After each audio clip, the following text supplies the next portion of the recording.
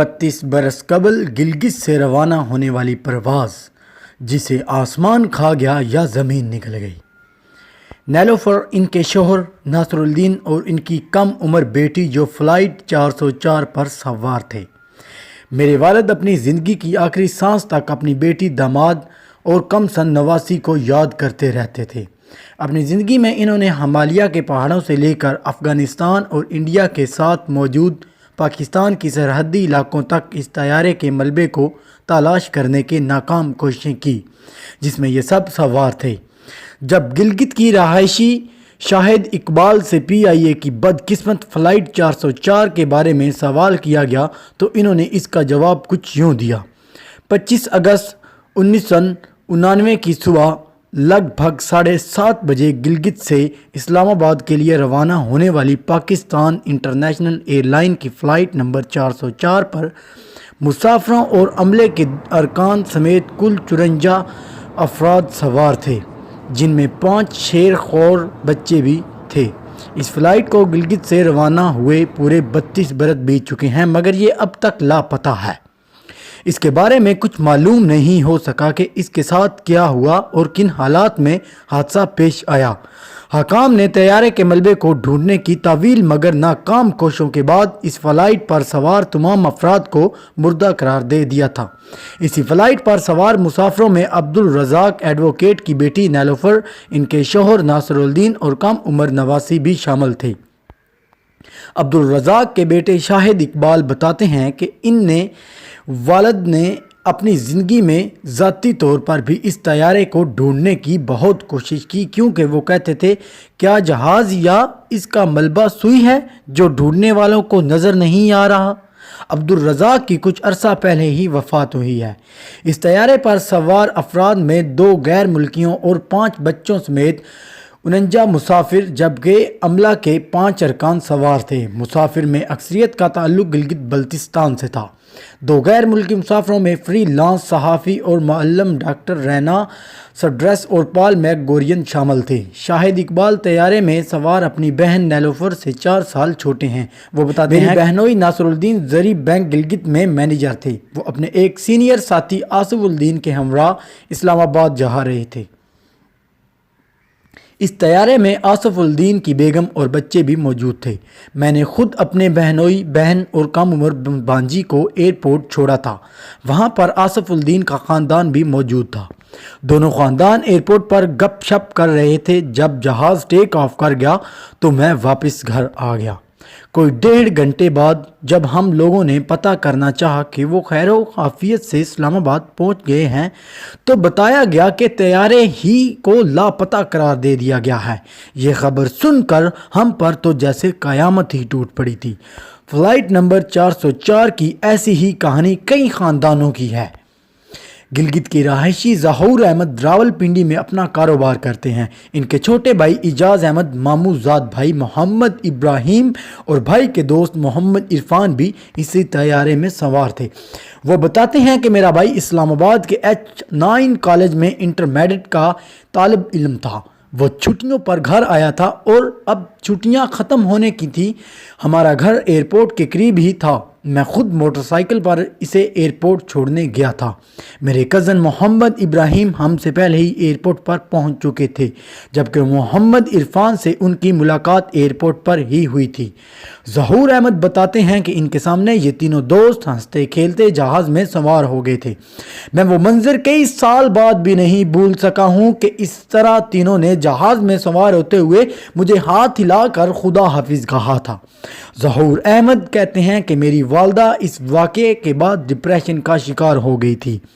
بیٹے کو کھو دینے کے بعد جب بھی میری والدہ کسی طیارے کے حادثے کی خبر سنتی تو وہ ڈھاڑیں مار کر رونا شروع کر دیتی۔ آج 32 سال ہو چکے ہیں مگر ہمیں اب تک نہیں بتایا گیا کہ طیارے کے ساتھ کیا ہوا تھا، فلائٹ نمبر 404 کے ساتھ کیا ہوا تھا۔ BBC نے PIA اور سول ایوی ایشین اتھارٹی سے رابطہ قائم کر کے فلائٹ نمبر 404 کے حوالے سے معلومات حاصل کرنا چاہی تو بتایا گیا کہ یہ بہت پرانا واقعہ ہے، فی الحال اس حوالے سے کوئی تحقیقات رپورٹ ریکارڈ میں موجود نہیں ہے۔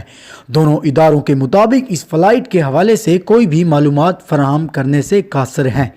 ایویشن سیفٹی نیٹ ورک کے مطابق فلائٹ نمبر 404 ایک فوکر F-27 فرینڈز شپ طیارہ تھا جس نے پہلی پرواز سنہ 1962 میں بھری تھی۔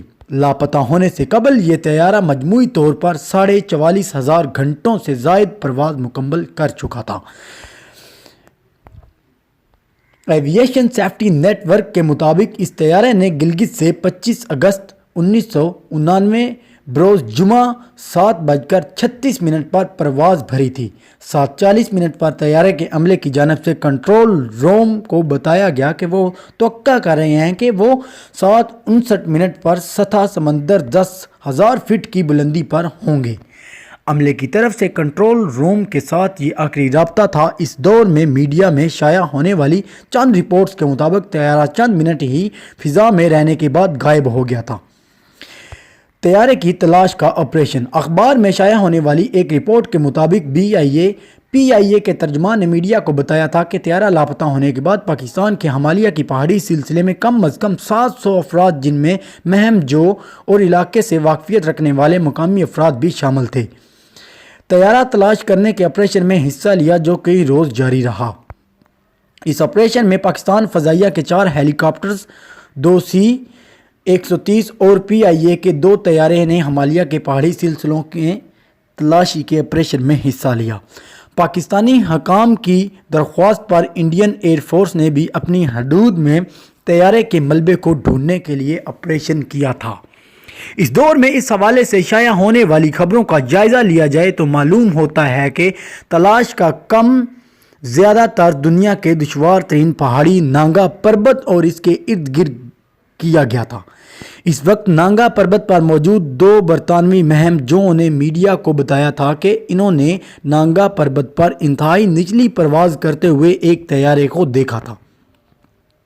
شاہد اقبال بتاتے ہیں کہ حکام کی جانب سے طیارے پر سوار افراد کو مردہ قرار دینے اور تلاش کے آپریشن کو ختم کرنے کے اعلان کے بعد بھی ان کے والد کو یقین نہیں آتا تھا اور اسی لیے وہ نہ صرف خود نانگا پربت پر گئے تھے بلکہ انہوں نے اس سلسلہ میں کئی مقامی افراد کی خدمات بھی حاصل کی تھی۔ شاہد اقبال کے بقول حکام کی جانب سے آپریشن ختم ہونے کے بعد نہ صرف ان کے والد بلکہ بہت سے خاندانوں نے اپنے تہیے اس رپورٹس کے مطابق کو تلاش کرنے کی کوشش کی اور یہ سلسلہ کئی مہینوں تک چلتا رہا۔ میرے والد دیگر لواحقین کے ساتھ مل کر چترال سے منسلک افغانستان کے پہاڑوں میں بھی گئے تھے، وہاں پر بھی مقامی لوگوں سے رابطے کیے تھے، لائن آف کنٹرول کا چپا چپا چھان مارا تھا، جہاں جہاں ممکن تھا وہاں وہاں تلاش کا کام کیا تھا۔ عبدالرزاق اپنی آخری سانس تک اپنی بیٹی، داماد اور نواسی کو یاد کرتے تھے۔ ممکنہ طور پر طیارے کے ساتھ کیا ہوگا؟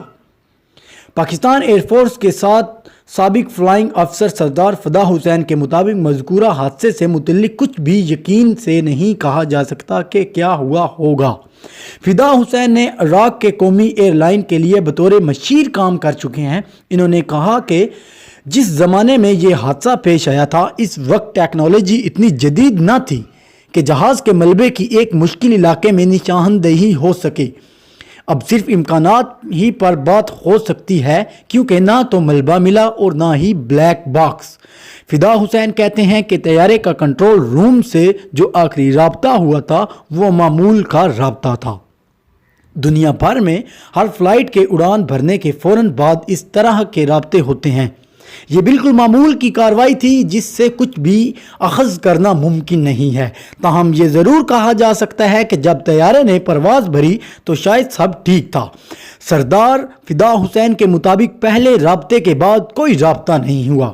عموماً اگر طیارے میں کوئی خرابی پیدا ہوتی ہے تو پائلٹ فوراً سب سے پہلے کام ایئر ٹریفک کنٹرول کو آگاہ کرنے کے کام کرتے ہیں۔ چونکہ ایسا کوئی پیغام نہیں دیا گیا کہ ممکنہ طور پر کہا جا سکتا ہے کہ شاید پیش آنے والا حادثہ انتہائی اچانک اور غیر متوقع تھا جس کے باعث پائلٹ کو ایئر ٹریفک کنٹرول سے رابطہ قائم کرنے کا موقع ہی نہ ملا۔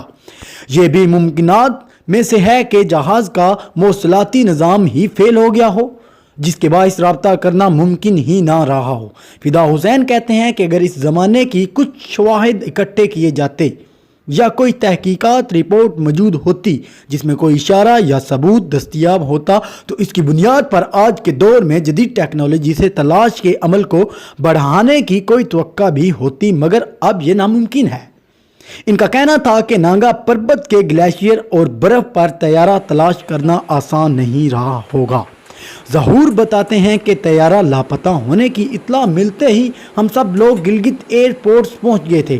وہاں پر افراتفری کا سامان تھا۔ ایئرپورٹس پر فرائض انجام دینے والوں کی اکثریت کا تعلق گلگت سے تھا، جن سے ہم لوگوں کی شناسی تھی۔ وہ کہتے ہیں کہ چونکہ افراتفری کا عالم تھا، اس لیے ہر طرح کی غیر تصدیق شدہ خبر اور متنازع باتیں کہی جا رہی تھی۔ لوگوں نے ہمیں بتایا PIA طیارہ حادثہ، انہوں نے کہا یہی آپ کے والد کی لاش ہے، سب شہداء کی ایک جیسے ہوتے ہیں۔ کچھ لوگوں نے ہمیں بتایا کہ فلائٹ کو ٹیک آف کرنے والے جہاز کے اپنے پائلٹ نہیں تھے، بلکہ سیر و تفریح کے لیے آنے والے کسی اور پائلٹ نے جہاز اڑایا تھا، وغیرہ وغیرہ۔ ظہور احمد کا کہنا تھا کہ اس وقت ہم نے یہ ساری باتیں تحقیقات کمیٹی اور حکام کو بتائی تھیں۔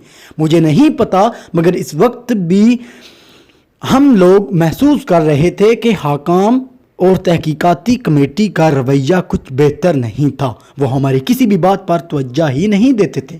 ہمیں کہا جا رہا تھا کہ جلد ہی تحقیقاتی رپورٹس منظر عام پر لائی جائے گی، مگر آج 32 سال گزر چکے ہیں اور طیارے کا کچھ پتہ نہ چل سکا۔ تو کیسی لگی آج کی ہماری یہ ویڈیو؟ اگر ویڈیو آپ کو اچھی لگی ہو تو چینل کو سبسکرائب کریں اور ویڈیو کو دوستوں کے ساتھ شیئر کریں اور طیارے کو تلاش کریں۔ شکریہ۔